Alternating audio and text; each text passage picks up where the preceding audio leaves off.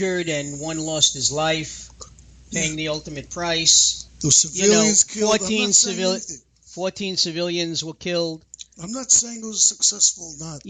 But they did say they accomplished the mission by getting the intel that they needed. And did you see what happened? They botched that up also. What do you mean? They showed pictures of the intelligence that they gathered of making nuclear bomb or something, right? I don't know. Yeah, and it was stuff that came off the internet 10 years ago. And they showed that as how worthy of a cause this was and what they did. And they played 10-year-old videos that you could get on the internet. Well, so they botched that. Listen, it's an inexperience. But well, if that's true, it's a big if. But if that's true, which part? That it was 10-year-old stuff. Oh no, it was. They're not denying it. Well, then the bottom line is, then the military messed up in their vetting of the mission. No, not the vetting. When they started screening what they had, the first thing they saw that looked good, they showed what we got. Look what we got. Nobody realizing this is a 10-year-old tape, and everybody, most people knew about it. That's the problem. They weren't trying to fool anybody. They said, "Oh, look at this! This really looks good. Show it to the public what we got." And they see these guys, chemists, mixing up these all this stuff. It's really weird. Anyway, so that's that. So now let's go to Australia. Okay. What's the problem with the agreement that Obama made? Agreed with the Australian government. From what I gathered, Trump doesn't understand. From what I gathered, Obama agreed to accept 25,000. 1,250. Oh, okay. 1,250 vetted immigrants or vetted refugees, okay, into the country. And Trump said something. Well, what the headline said was "dumb deal." I mean, I don't know the particulars. No, you should before. They were not vetted. Do you know that the Australians don't let any immigrants come in at all? Say that again. Australians have a zero tolerance for immigrants. Okay. What they do if these guys get caught trying to get in, they put them on these islands, which are prisons, and they leave them there. That's it. They're not allowed to go on the soil. That's part of the Constitution. Well, Okay, so Australia was originally founded, remember, by the British as a penal colony. Yeah. So what they're doing is they're putting him there. The reasoning behind that, if they ever let any immigrants come in, all the Chinese and everybody would all try to come across by boats. So by having zero tolerance, you go to jail right away, or whatever they want to call these penal colonies, as you said. That's what happens then. And Obama, yeah, sure, give them to us. Who are they? We don't know, but we'll take them anyway. Well, they weren't vetted. They were Emma nothing. Lazarus said, "Give us your tired, your poor, your huddled masses yearning to breathe free. But the reckless refuse of your teeming shore. Send me the homeless tempest tossed to me. I lift my lamp beside the golden shore." All right. But there are rumors that in return for Obama doing this, Obama now has a permanent little island of his own in Australia. Well, hey. No, seriously, they supposedly there were a whole bunch of immigrants caught up in Costa Rica, and Australia was going to go and bring those in to Australia. Well, you remember Adam Clayton Powell in Harlem? Mm-hmm. He owned the island of Bimini. Yeah. So it's. Hey, look, as a perk as a former president, Obama got a piece of Australia. Yeah. No, but they said there were troops in Costa Rica. I mean, there were immigrants in Costa Rica, illegal immigrants, and.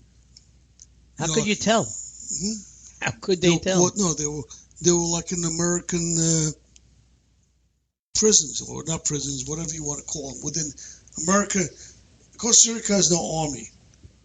The Americans protect their southern border, and they have, I guess, areas that are opened up, and they could put these guys in and hold them until they find something to do with them. Now, Saudi Arabia has about 1 million air-conditioned tents available right now. Empty. Completely livable. No, send them to the king of Saudi Arabia. You know what they're for? For his cause? I don't know. No, 1 million, I said. I don't know. What are they for? They're for the Ramadan, when the people come down there, for the people to be able to live for that 1 or 2 days. For the holiday. For 1 or 2 days. The rest of the year, they're empty. Air-conditioned. No, Ramadan is a month. Whatever it is, a month. So another 11 months, they're empty. Okay, you don't think we can put something in there? Air-conditioned units, hot water. They have everything, living conditions. Forget about them. I'll move in there. The weather's a little warm you should for us. move in there. A little too warm for me. Not if you stay in the air-conditioned. Yeah, anyway. So there's so much stuff that we don't know what's going on. Really. Well, we never know. The people never really know the God's honest truth. You know that. And as more as you listen, you know, every time there's a news story now, you have to run to CNN, Fox, CNBC, and listen to everybody. And then you come out, how could this one story have 3 different beginnings, 3 different middles, and 3 different ends? Hey, wait. When you were in elementary school, didn't you play that game telephone? Yeah. Remember, the teacher whispers something into the first student's ear, and then by the end, after 20 seconds, it's a whole yeah, exactly. So you know, you don't know what the truth is anymore. Only thing I will say, I see this violence that we are having here, like Berkeley. I don't know if it was students or not. They didn't arrest anybody. The governor didn't want to send any police in there. The mayor of Berkeley didn't want to send any police in there. They just let them do what they wanted. Well, you know why? Why? Because it's what you call those zones? Free zone. One of those, yeah. You know, all of California, all of New York, for that matter, too. That's nothing to do with now why they didn't call the police in with the riots. No kidding. I'm making a joke. Yeah. It's it's a point where it's just getting too much. This same thing happened when Reagan was president in Berkeley, if you may recall. I'm trying to think what went on other than Iran-Contra. When he was governor. Mm-hmm. All right, governor in the 70s. Vietnam War, a lot of things happened then. No, the war was still on. Yeah. One student got killed. They called in the guards, National Guards. They called in the troops. They arrested a whole bunch of people. The riot stopped. Well, I know that Reagan did absolutely nothing about the AIDS epidemic. He refused to even mention the word, AIDS. So there's a shortage of few AIDS in his house. What's the big deal? You know, I remember those, the late 70s, early 80s. And I remember my brother-in-law telling me that every week he and his friends would go to a few more funerals. They would travel, friends who died from the disease, Well, by the way, just go back, forget about AIDS. I'm sorry, just thought about this. What happened in Berkeley? That young gentleman, I don't know if you ever seen him, who comes in and makes these speeches, and they were writing about him. I don't know. What were the riots about in Berkeley this time around? No, that was about the right-wing journalist from... he was from Breitbart. But that's not what he is. He's a very flamboyant gay. He comes out wearing dressed up in an American flag or something, very tight suit. He wears a I don't know. I some kind of a wizard. I honestly don't know. Some kind of wizard hat with the American flag around it, and he's an entertainer. And people fill up every school he goes to. He gets a full house, and it's not right-wing people. It's mostly students who just get a laugh at him as he makes a fool and makes a lot of money. It's like the Harvard Lampoon that they have every year. You know, the guy makes a lot of money, and that's it. He's English. He's not even American. I don't know. Like I said, I don't know. Well, that's why I'm here. I am the Rev. I'm here to implore on you to please listen to me and listen to my wisdom. My wisdom tooth makes a noise every time I hit it. You're in tune. In tune. ABC on this gold tooth every time. Nice and loud. Ladies and gentlemen, I think it's time for me to play a song and have a cup of tea with a little something to clear up my throat. Oh, okay. That works for me. Let me go make it. Yeah, and you know what I'm talking about. I know what you're talking about. Yes. But it hasn't worked on you yet. I'm surprised. No, but when I do it, I forget about it. Oh, my friend. I told you what my friend said. She likes it when I... Oh, she said, keep giving them scotch. She said, yeah, she enjoyed that remark about bacon. Yeah, I know. And I enjoyed the bacon. What else can I tell you? Ladies and gentlemen, I'm going to take a little break from my voice.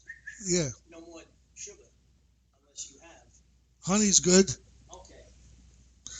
Ladies and gentlemen, I'm going to take a little break there, and we're going to put on a little more music. I'm going to play a song that was picked up by a music critic. As you all probably know, her name is Elisa. She's out with a bad voice.